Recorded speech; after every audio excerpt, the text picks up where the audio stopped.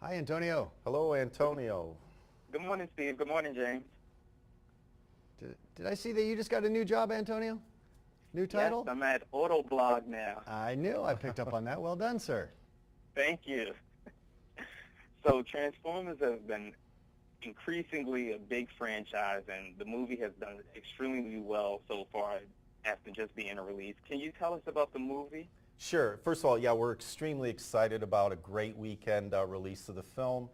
Um, in a nutshell, the film basically picks up 4 years from the last movie, which, if you recall, was kind of the destruction of Chicago in the closing sequences.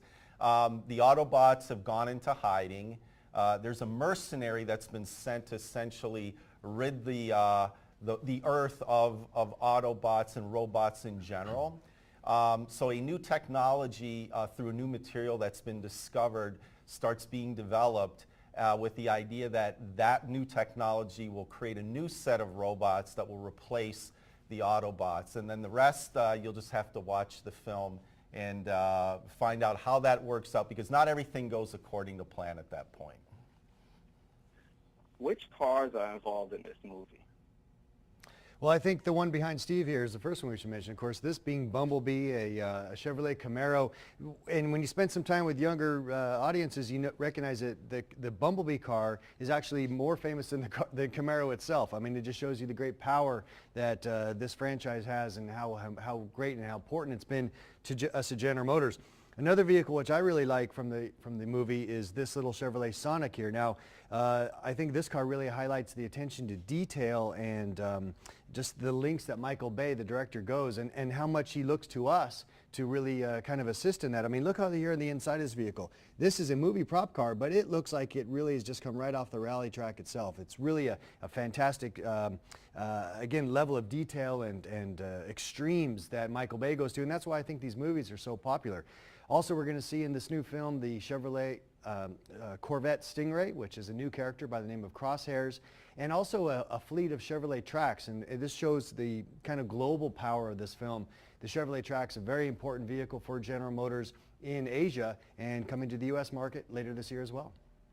The Corvette is one of my favorite vehicles out right now. I already knew that, You're so Antonio. right about Bumblebee. Everybody recognizes Bumblebee.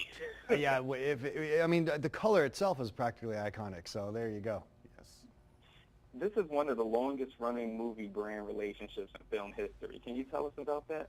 Yeah, well, it all started in 2007. In fact, back then there wasn't actually even a production Camaro yet that existed.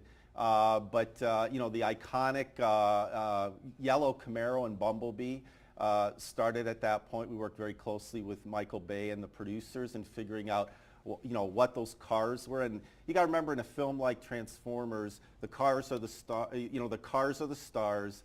The robots are cars. The cars are robots. So you get this great synergy between the two. And then, you know, through 2, 3, and now into 4, we just have kept building on that. And the beautiful thing about it is that Transformers is such a global film property now. It plays in all markets across the world, which for a brand like Chevrolet is really important to have that kind of foundation to market around. Tell us about the locations that General Motors provided. Yeah, happy to. Well, first off, you're going to see some scenes where you think, now how did they get a city space and be able to do a stunt like that? A lot of those were done at our Milford Proving Grounds. Again, a nice, huge space that we have there for testing vehicles. We could lock off a corner of it. You don't have to worry about any traffic or the public, and Michael Bay could really put together some of the amazing stunts that you expect to see in a film like this. We also were able to use big sections of downtown Detroit. In fact, I think you were telling me part of a scene that looks like Chinatown is actually Detroit if you look closely. Hong Kong and Detroit. Hong Kong and Detroit. Yeah. Hollywood, baby. What do you expect? So we were able to use downtown Detroit, and then also excitingly, we were able to get a cameo with Ed Welburn, our design chief, and use the design space in Warren, Michigan for many shots as well. Looking for a real high-tech, stylish, and kind of innovative space, and where else but a design center could you go to find just that all come in one place? So there's a lot of not only General Motors vehicles in the production, and as he says, become really stars in their own right, but it's great to have Michigan, Detroit, and General Motors locations be part of the film as well. My last question is, what's the next movie we can look forward to seeing some great cars in? Well, you know, we've actually got another big summer planned for next year. Can't quite get into the details yet, but stay tuned. Same time, same place next year. We'll have a lot more to talk about. He told me what they are, and you're going to love it. Well, I really want to thank you, Steve and James, for taking out the time to speak to me and my readers today. I can't wait to share this information with them, and I will be going to see Transformers this weekend. All right. Great. Thanks, Antonio. Thanks. Take care. Take care.